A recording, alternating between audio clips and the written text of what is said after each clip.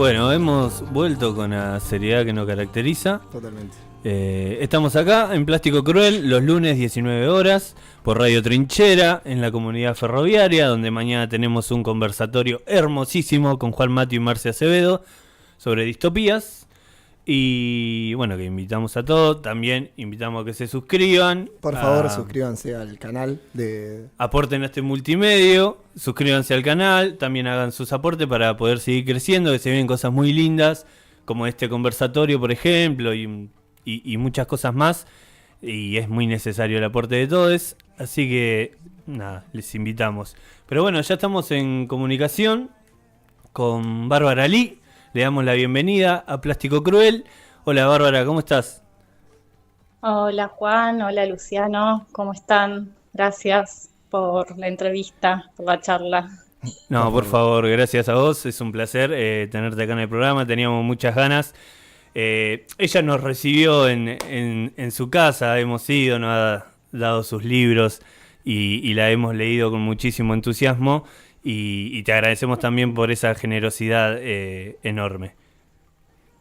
No, gracias a ustedes por leerme.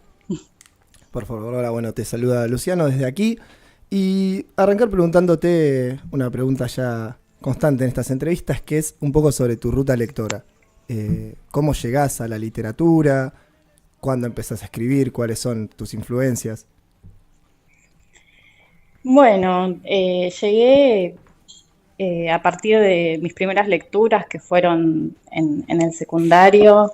Un poco siento que Cortázar fue el que me abrió las puertas de la literatura y bueno, antes calculo que en la primaria, hoy justo es el Día del Maestro, así que aprovecho para saludar a mi maestra, Magdalena, que bueno, me está escuchando y bueno, tengo el gusto de que hoy es alumna mía en mis talleres.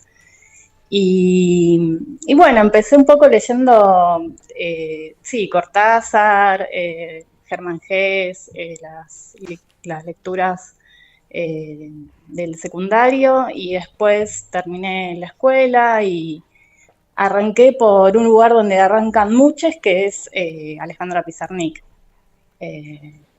Y bueno, Alejandra por supuesto me fascinó y me abrió las puertas a un montón de otros poetas. Perfecto. ¿Y a la escritura cómo llegás? Y a la escritura, bueno, llego de la mano de la lectura, como casi todos. La lectura de la poesía de Alejandra, bueno, fue como muy impactante y a partir de ahí empecé a escribir poesía y hacer talleres literarios, talleres de lectura y talleres de escritura paralelamente a mi formación académica en PUAN, en la carrera de letras. Y bueno, un poco, sí, a partir de los talleres y bueno, de ir armándome como mi propio camino de lecturas en la poesía, que fue un camino como, sí, paralelo al ámbito académico. Claro.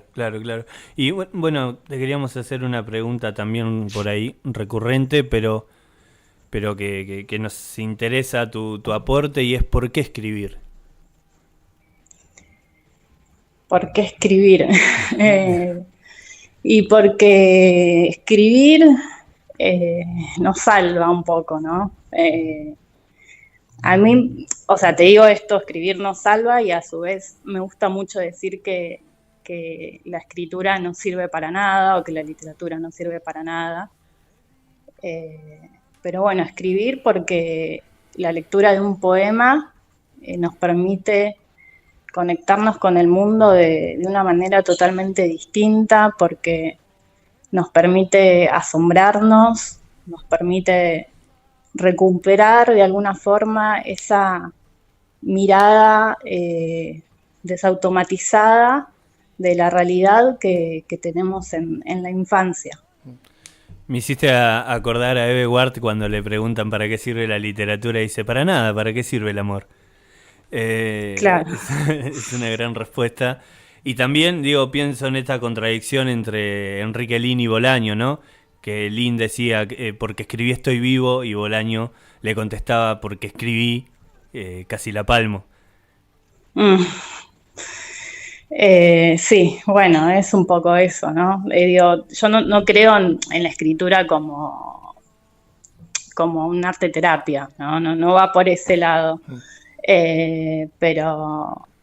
Pero sí siento que las lecturas nos acompañan mucho y que bueno, que hay ahí un espacio de resistencia también, ¿no? Porque hay un trabajo con el lenguaje, un uso soberano del lenguaje, como dice Roland Barthes, que no se da en ninguna otra disciplina, ¿no?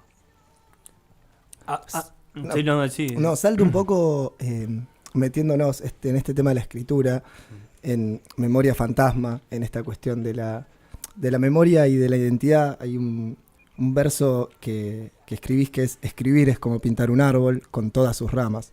En cada rama una posibilidad de lo que pudo haber sido. En las raíces están las preguntas o las respuestas. Esto también, ¿no? La escritura como herramienta de dudar y de poner las dudas sobre la mesa para llegar a las raíces.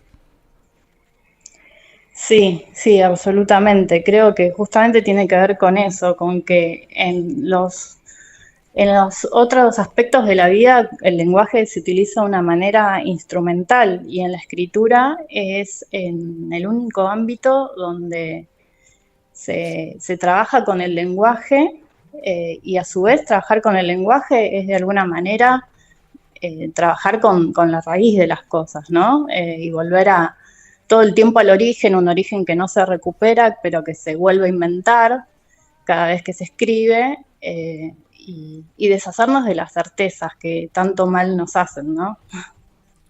¿Crees que está ahí la poesía en esa búsqueda del origen, en ese trayecto hacia el origen de la palabra, digamos? Sí, está ahí la poesía, está en la búsqueda de esta mirada fresca, desautomatizada, primaria. Luis Gluck tiene una frase que a mí me gusta mucho que dice como que algo así como que solo miramos el mundo una sola vez en la infancia y el resto es memoria. Entonces me gusta pensar que cuando escribimos volvemos a recuperar esa mirada. Hermoso. Gabriela Mistral creo que tiene un poema que dice la edad de siempre. Y bueno, Abelardo Castillo también decía que uno tenía ese gran tesoro y que desde ahí sacaba cosas y era recordar. En La Mancha de los Días, que es del 2016, Sí. En ese libro se gestan como dos síntomas poéticos, por llamarlo de alguna forma, que van a repetirse, que van a volver a aparecer a lo largo de tu obra, y que es la obsesión por la palabra, pero no solo por la palabra, sino por la acción de esa palabra, por los gestos de esa palabra, por los movimientos de esa palabra, y es preguntarse sobre esa palabra. Aparece mucho con la palabra mancha, obviamente, en el libro, pero también aparece con otras palabras que tomás y que desarrollás 2 o 3 poemas vinculados a esa palabra y buscarle el sentido y el origen, enganchándolo con lo que decías después. ¿Se puede escribir poesía sin obsesionarse por la palabra? Me gustó esa presentación de que estoy obsesionada con el lenguaje, porque me siento bastante identificada. Y creo que no, porque el compromiso en la poesía es con la lengua, ¿no? Creo que es desde ahí que se escribe. Después ese texto tendrá la repercusión individual o social que pueda llegar a tener, digamos, pero no, es una búsqueda de escarbar en el lenguaje un poco a ciegas y sobre todo encontrarse con algo que una antes de escribir no sabía que estaba, ¿no? Eso es lo más maravilloso de la escritura, que, que aparece algo de un modo un tanto epifánico que a priori no se sabía que existía, ¿no? Eh, entonces es esa conexión onírica que se abre que a mí me interesa explorar. Hablamos de la obsesión de la palabra y es un tema recurrente cuando hablamos de poesía, porque hemos abordado a Alejandra Pizarnik, que decía: si digo agua dejo de tener sed. Y también hemos entrevistado a María Belén Aguirre, la poeta tucumana, que dice: Sí. si la nada quería que nada sepa la palabra nada en tu boca. Y digo, esa obsesión clarísima está, y esa persecución sobre rumbo al origen que nos contabas. Una vez que el poema está montado, ¿no? El borrador del poema, si se quiere, ¿cómo lo trabajas después? ¿Es más oficio? ¿Es más trabajo de relojería, encajar piezas? ¿Lo tomás como un oficio a la escritura? Sí, suelo trabajar más el libro como obra. Eh, bueno, estuvieron recorriendo la mancha de los días y vieron que todos los poemas están encadenados como eslabones, ¿no? De una misma cadena. Algo parecido sucede en Memoria Fantasma. O sea, trabajo sí, mucho el libro como obra. Me interesa que eso, que conceptualmente esté conformado de esa manera. Y hay, por supuesto, un trabajo artesanal con el poema, después de ese primer momento de rapto de escritura. Lo que no hago es como obsesionarme con un poema de manera tal de estar trabajando muchísimo tiempo con eso, y porque siento que si no sale, no sale, digamos. O sea, no tengo ningún prurito en agarrar la hoja, hacer un bollo y tirarla, digamos, ¿no? Como de alguna manera trato de respetar bastante el poema en ese estado virgen en el que surge. Por supuesto, después hay correcciones, pero no tantas. Mencionabas esta cuestión de la concatenación de poemas en La Mancha de los Días, en Memoria Fantasma. Creo que en Amor Animal también está algo que habíamos charlado con Juan. Es esta cuestión de narrar algo, de seguir una línea, ya sea de retazos como es Memoria Fantasma, de algo más lineal quizá, como Amor Animal. ¿Qué encontrás en contarlo desde la poesía y no desde la narrativa? Es una pregunta interesante. ¿Por qué desde la poesía y no desde la narrativa, no? No sé, sinceramente, creo que porque el poema como que es como una especie de instantánea, ¿no? Como de foto instantánea que refleja un momento. Eh, y creo que me interesa eso, y eso por un lado, y por otro lado, trabajar con el lenguaje a partir de la musicalidad, que por supuesto eso también está presente en la narrativa. De hecho, la narrativa que a mí más me interesa es la narrativa poética y musical, pero que bueno, se explota y se explora muchísimo más en la poesía. Sí, le hicimos esa misma pregunta, recuerdo, a María Belén Aguirre, porque ella, bueno, tenía Siamesa, con el que había ganado el Fondo Nacional de las Artes, que es una novela en verso, y ella nos decía que le interesaba eso, la musicalidad que se logra en la poesía, la condensación del lenguaje, Claro. para poder contar una historia, ¿no? Sí, sí, creo que tiene que ver con eso, con la condensación que permite el poema, que de alguna manera en la narrativa se dispersa un poco eso. Teníamos una pregunta agendada, pero un poco Mm. no la respondiste recién, Y es esto de cómo armás tus libros, cómo pensás tus libros. Dijiste que te funcionan como aura. ¿Aparecen como un concepto, el título, por ejemplo, como un concepto a desarrollar o cómo lo vas formando?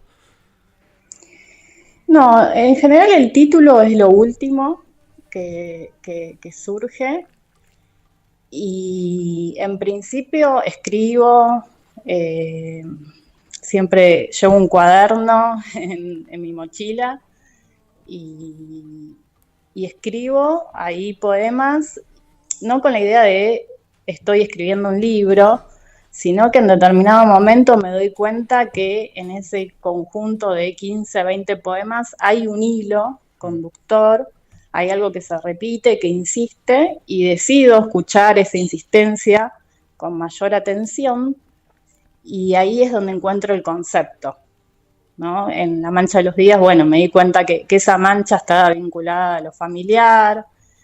En los poemas de Amor Animal aparecía mucho el cuerpo, bueno, asociado a la animalidad y al amor. Entonces dije, bueno, acá hay algo, ¿no? Es como si estuviese haciendo un boceto y en ese boceto se empieza a ver una forma.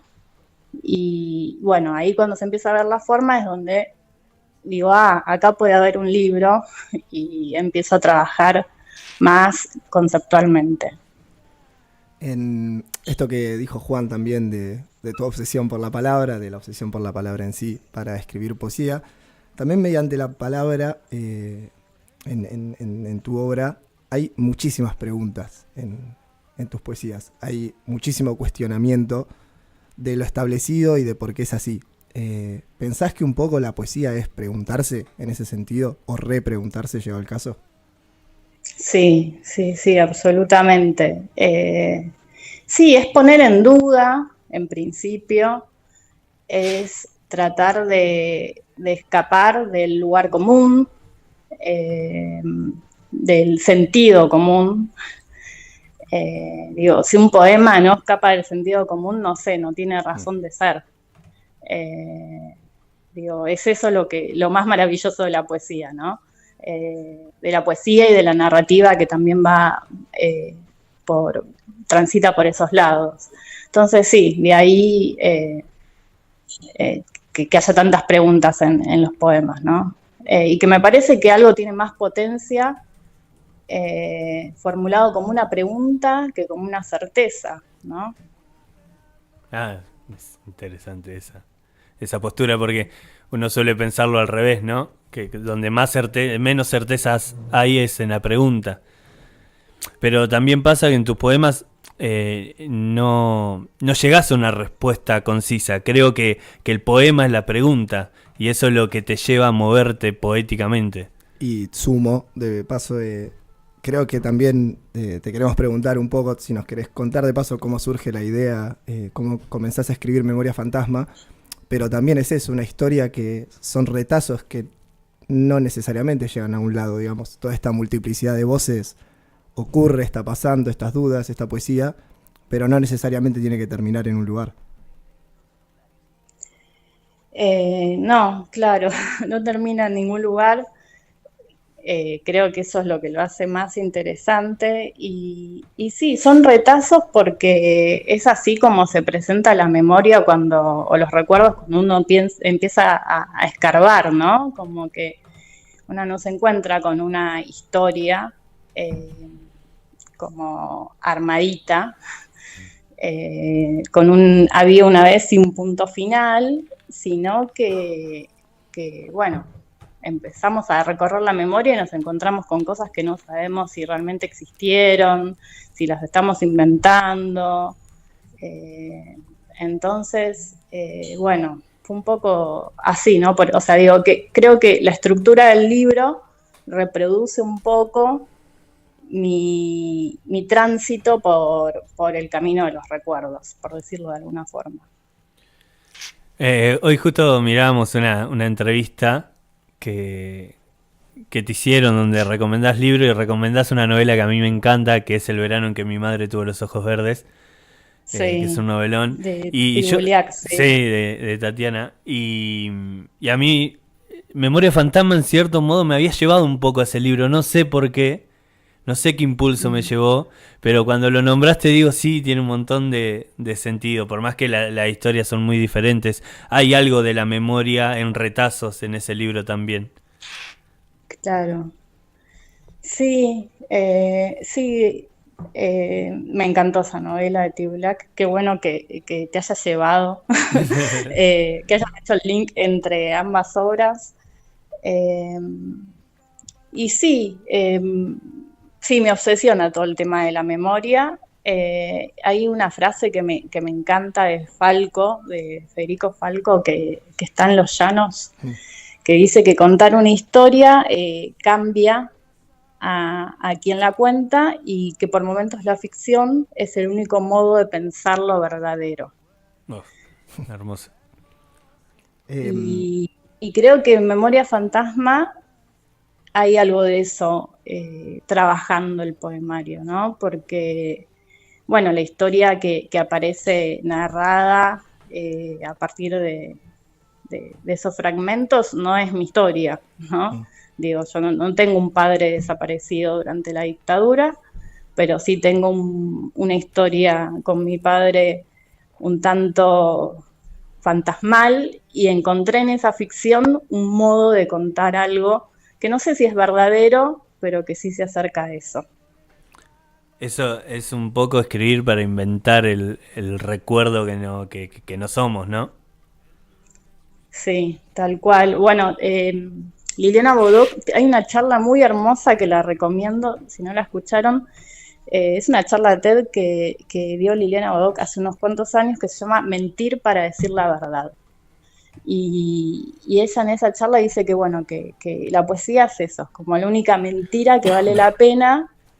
Y bueno, cuenta una historia de que ella, cuando era chica, inventaba en la escuela que estaba ciega.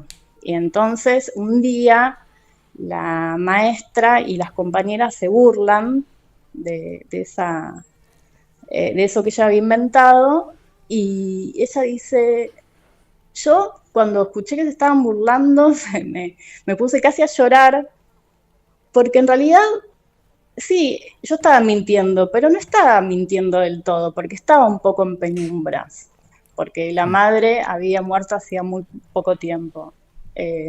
Bueno, nada, recomiendo mucho esa charla de Bodoc. Por favor. Hemos trabajado acá en Plástico, en el programa, una serie de entrevistas sobre la nueva ficción extraña en la literatura argentina, una colección de Indómita Luz que se llama Arqueología del Futuro, que dirige Juan Matio, Marcia Acevedo y Flor Canosa. Hemos entrevistado a casi todos los autores de la colección y mañana tenemos un conversatorio acá en la comunidad donde funciona la radio, donde hablamos de distopías y un poco del ejercicio de la memoria. Juan Matio dice que la ficción extraña es uno de los géneros donde más se narra la dictadura y se hace un ejercicio de memoria, y nosotros queríamos preguntarte a vos cómo crees que está operando la literatura actual con la memoria en general, ¿no? Qué sé yo, pienso en Hernán Roncino, en Glaxo, reescribiendo una parte de Operación Masacre, en Félix Brusone, ¿cómo está operando la literatura actual? Qué pregunta difícil. La verdad es que no sé muy bien cómo está operando. Sí, se me ocurre que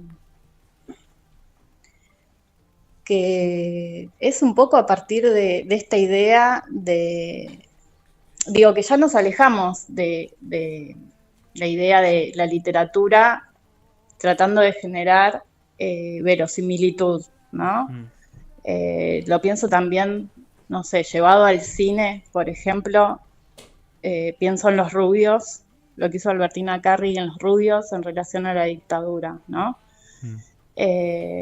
Digo, y que me parecen interesantes estas búsquedas que no van directo a narrar desde un lugar testimonial, sino que se permiten contar desde otro lugar.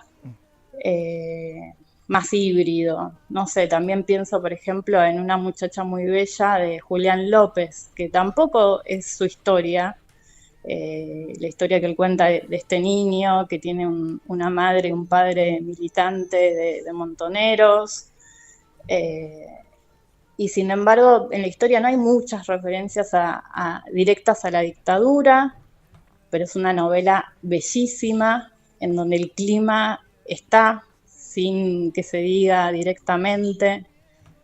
Entonces me parece que son búsquedas que no van a narrar de un modo tan directo y testimonial, desde un lugar de literatura militante, pero que sin embargo son muy potentes.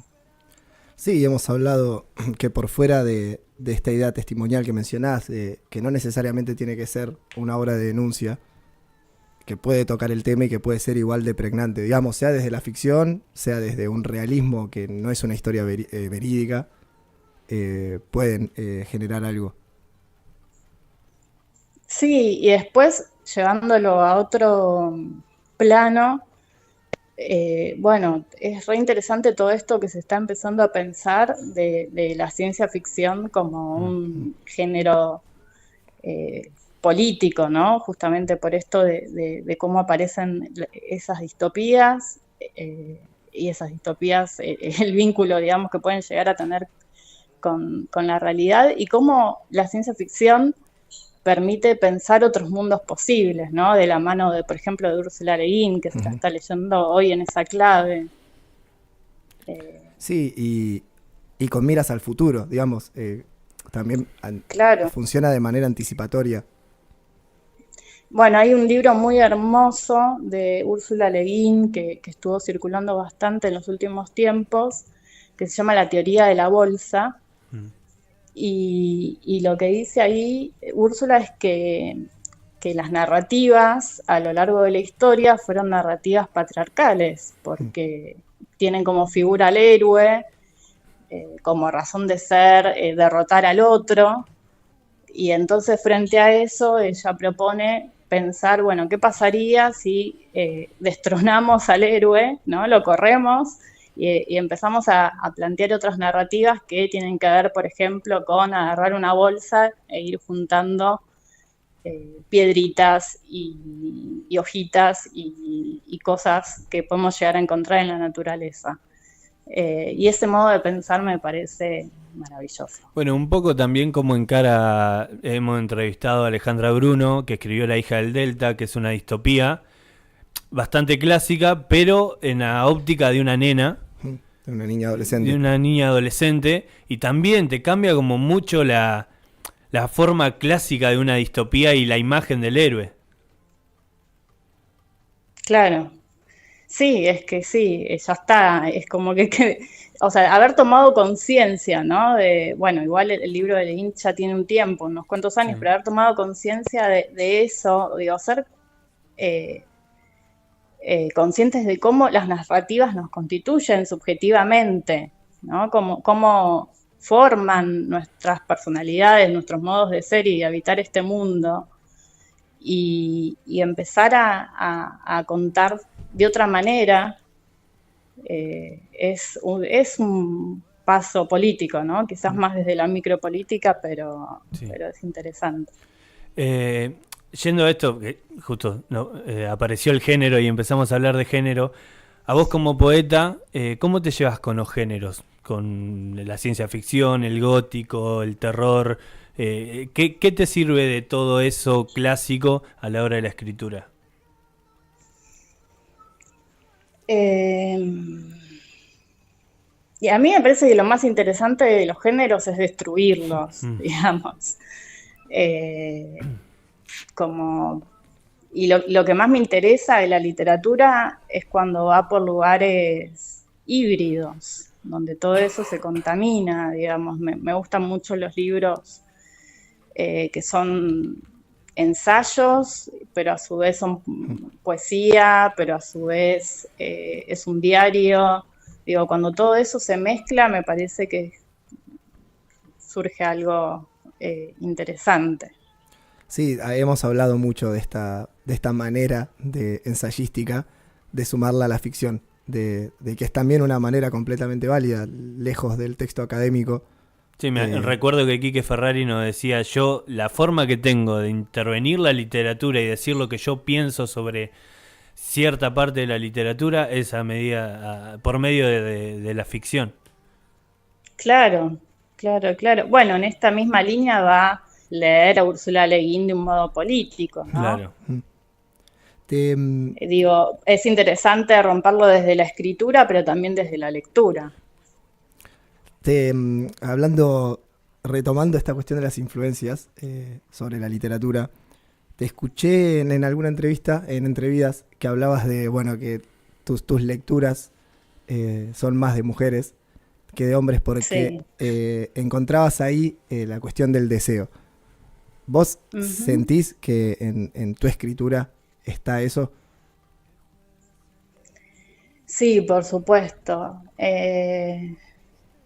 Sí, me gusta mucho Marguerite Duras, que dice que hay una frase de ella que dice que todas las escritoras somos como hijas. No, no es Marguerite Duras, es Camila Sosa Villada, citando a Duras, dice que todas somos hijas de Duras en algún momento, por cómo aborda ella el deseo en la literatura. Y no es programático esto de no leer hombres, por supuesto que hay pues sí, poetas, hombres que me fascinan, me gusta mucho Inchauspe, me gusta la poesía de Pessoa y todos sus heterónimos, me gusta mucho Rilke, me gusta Bill Temperley, o sea, pero bueno, sinceramente en mi biblioteca hay un 80% de libros de narrativa y de poesía de mujeres y bueno, no sé si hay algo ahí de identificación o no sé muy bien, pero bueno, sí. Y nombrabas es así, o sea, perdón, sí. nombrabas el desborde también, como que la literatura escrita por mujeres es una literatura desbordada. Sí, no sé si diría que es una marca exclusiva de la literatura de las mujeres. Sí creo que el desborde está más presente en la literatura de las mujeres y por otra parte es algo que yo voy a buscar a la literatura, digamos, me interesa eso, digo, me interesa la escritura en estado salvaje. Creo que, bueno, y una historia contada de un modo muy lineal y muy argumentativo en el sentido de narrar hechos, me aburre. Es algo que quizás se puede linkear, que se replica mucho en tus poemas, específicamente en Amor Animal, pero escapar de lo humano, de lo demasiado humano, de volver un poco a lo primigenio, a las raíces, es lo mismo que hablamos de la búsqueda de las palabras, de volver a lo animal. Y claro, la duda igual, para también un poco de lo que hablamos, de la duda de si eso al final está bueno, de si un animal se reconoce al espejo, por ejemplo. Sí, sí, bueno, claro, va un poco por ahí, sí, totalmente, de salir un poco del humano. Sí. Bárbara, Sí. para ir cerrando un poco y agradecerte obviamente por la charla, ¿en qué estás trabajando ahora? ¿Qué es lo que se viene? Bueno, se viene un libro un tanto anfibio, justamente esto que decía hace un rato de romper con los géneros. Va a salir, todavía no puedo decir la editorial, pero creo que a fines de este año, a principios del próximo, un libro que también son fragmentos, que están entre el ensayo, la prosa poética y el diario, podríamos decir que convergen esos tres géneros, y está vinculado con el mundo de los sueños. Eso por un lado. Después, por otro lado, está por imprimirse en Buenos Aires la edición de Memoria Fantasma que salió en España, pero que bueno, no circuló mucho por la dificultad de que los libros lleguen hasta acá, así que bueno, se va a imprimir en estos meses para que pueda estar en librerías y a un precio un poco más accesible. Y por otra parte, se viene una novela que también espero que pueda salir el próximo año, que bueno, también es una novela poco clásica, en el sentido de que es muy poética, es como un largo soliloquio vinculado con la locura. Uf, hermoso. Queda claro que los géneros están para romperse. Sí. Bueno, también... ¿La novela es narrativa o novela en verso? No, es narrativa. Oh, perfecto. También, bueno, mencionar esto de bueno, buenísimo que se pueda editar Memoria Fantasma, pero que tuvo su premio en Fundación Unicaja en España. No solo está publicado, sino que es premiado. Claro, sí.